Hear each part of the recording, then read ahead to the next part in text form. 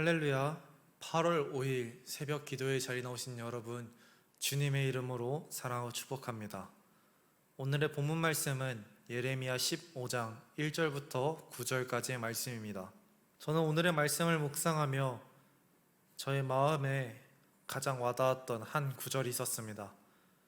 그 구절은 6절 하반부에 있는 내가 뜻을 돌이키기에 지쳤음이로다 라는 말씀이었습니다. 여러분은 어떠한 순간에 지친다고 생각하시나요? 지친다는 것에는 수많은 원인들이 있을 수 있지만 어떠한 일을 진행하고자 할 때 그것이 계속하여 이루어지지 않거나 계속되는 실패를 맛보았을 때 우리는 지친다라는 표현을 사용합니다. 아무리 자녀들을 사랑한다고 할지라도 그 자녀가 부모의 마음을 몰라준 채 계속하여 악한 길로만 가고 훈계를 듣지 않고 계속하여 방황한다면, 달라지지 않는 그런 모습만 보인다면 부모는 아마 지치게 될 것입니다. 우리가 믿고 있는 하나님은 심판을 원하시는 하나님이 아니십니다. 자신의 자녀를 때리고 싶어서 매를 드는 부모가 어디 있으며, 자녀가 안 좋은 길에 빠져 방황하고 있을 때 그저 방치하고만 있는 그런 부모가 어디 있겠습니까? 만약 이러한 부모가 있다면 개인적으로 그런 부모는 올바른 부모가 아니라고 생각합니다. 자고로 부모란 자신의 자녀가 잘못된 길을 걷고 있을 때 그것을 막기 위하여 매를 들 수 있는, 매를 들어야 하는 의무를 지닌 그런 사람이라고 생각합니다. 하나님은 수많은 선지자들을 통해 이스라엘에게 경고하셨습니다. 하나님은 선지자 예레미야를 통해 이스라엘 백성들에게 지속하여 심판의 메시지를 전하게 하셨습니다. 그러나 이 수많은 심판의 메시지에는 공통된 뜻이 하나 있었는데, 그것은 바로 너희는 내게 돌아오라 라는 메시지였습니다. 하나님은 이스라엘 백성들에게 여러 가지 이야기를 하셨지만 그것에 대한 이야기는 모두 껍데기만 달랐을 뿐, 그 내용의 실상은, 그 알곡은 이스라엘을 향한 돌아오라 라는 하나님의 외마디 외침이었던 것입니다. 그러나 이스라엘은 그런 하나님의 음성에 귀를 기울이지 않고 들은 척하지 않았습니다. 이스라엘은 하나님께서 자신들을 심판하신다는 그러한 음성을 들었음에도 그 심판의 경고에 겁을 먹었을 뿐, 잠시 그것에 주춤하였을 뿐, 그들은 마음을 하나님께로 돌이키지 않았습니다. 그저 회초리를 든 부모의 손을 바라보며 무엇이 잘못된 일인지도 모른 채 회초리를 피하기 위해 이것저것 변명하기 바쁜 어린아이처럼 말입니다. 이러한 어린아이처럼 자신이 처한 그 상황을 모면하기 바빴을 뿐, 하나님이 그들에게 심판을, 그들에게 경고하신 그러한 참 뜻을 분별하지 않고 그저 상황을 모면하기에 바빴습니다. 이들은 상황이 괜찮아지기까지 잠시 하나님께 마음을 돌린 척하며 살아갔습니다. 그 상황이 괜찮아지자 자기들을 안심시키는 거짓 선지자들의 달콤한 음성에 귀를 기울이기 시작했습니다. 자신들이 원하는 것을 따라 살아갈 뿐 이들은 참된 회개를, 참된 변화를 갖지 못했습니다. 예레미야는 이러한 어리석은 백성을 위하여 기도하면서 하나님께 언약을 유지해달라고 기도합니다. 하지만 하나님은 이스라엘 백성들의 악행과 바뀌지 않는 그 완악한 마음을 너무 오랜 시간 지켜보셨는지 하나님은 지치고 마르셨습니다. 하나님은 이들의 변하지 않는 모습에 지치셨고 하나님은 이제 참기를 멈추셨습니다. 하나님은 오래 참으시는 분이시지 영원히 참으시는 분이 아니시며 하나님의 인내에는 언제나 끝이 있기 마련이기 때문입니다. 결국 하나님은 간절히 기도하고 있는 예레미야에게 이렇게 말씀하십니다. 아무리 모세와 사무엘이 내 앞에서 이 백성을 위하여 애원하여 부탁할지라도 내 마음은 변하지 않는다.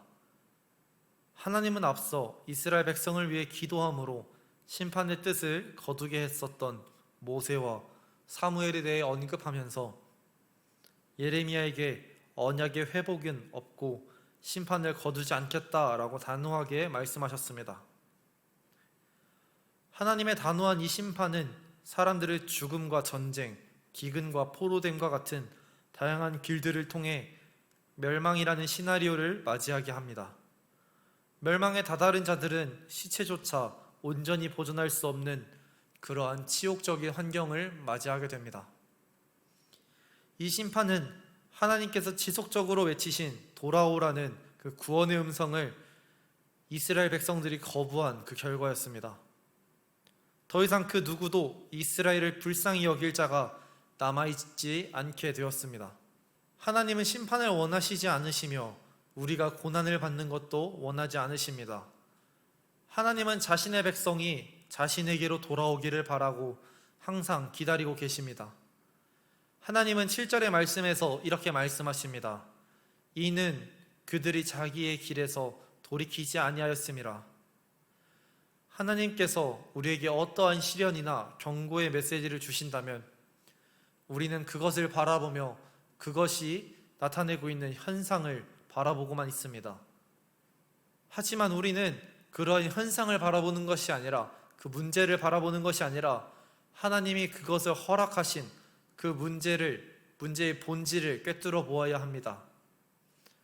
하나님께서 우리의 삶에 그러한 것을 허락하신 이유는 그 속에 하나님이 우리에게 하실 뜻이 숨겨져 있기 때문입니다. 우리는 살아가면서 하나님이 언제나 우리의 죄를 참아주신다고 생각하기 쉽습니다. 우리는 하나님이 우리의 죄를 용서해 주시고 넘어가 주신다 생각하기 너무 쉽습니다. 왜냐하면 우리가 지금 당장 어떠한 죄를 저지르고 있어도 우리가 그것을 회개하지 않고 그냥 넘어갈지라도 인과응보의 심판이 즉각적으로 일어나고 있지 않기 때문입니다. 수많은 사람들이 칼부림을 하고 총질을 하며 악독한 죄악을 범하며 살아가지만 지금 당장은 그들에게 아무런 문제가 일어나고 있지 않기 때문에 우리는 안일하게 넘어가기 쉽습니다. 이런 안일한 생각을 지니며 살아가기에 우리는 회개를 미루고 회심하지 않으며 그저 자신의 삶에 하나님을 섬긴다라는 짧은 이야기를 하며 살아갑니다. 하지만 언제 어디서 어떻게 될지 모르는 것이 인간의 인생입니다. 만약 갑작스러운 사고로 하나님 앞에 오르게 된다면 그러면 어떻게 하시겠습니까? 여러분이 죄를 짓고 회개하지 않고 넘어간 그 순간 하나님의 심판이 시작되면 어떻게 하시겠습니까? 여러분은 언젠가 하나님께서 심판하시는 그 심판의 날이 어떻게든지 찾아오게 된다는 것을 알고 계십니다. 하나님이 정하신 그 날을 맞이하게 되면 하나님은 더 이상 참지 않으십니다. 하나님은 가감없이 심판의 회초리를 드실 것이며 하나님이 심판의 회초리를 드시는 그때가 되면 회심하기엔 너무 늦은 시간이 되어버립니다.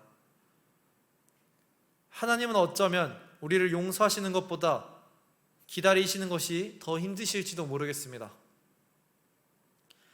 하나님은 우리의 모든 죄를 아시고 계시지만 만약 우리가 하나님 앞에 회개한다면 그 죄를 잊어주십니다. 그는 미쁘시고 이로우사 우리 죄를 사하시며 우리를 모든 불의에서 구원하실 이이십니다.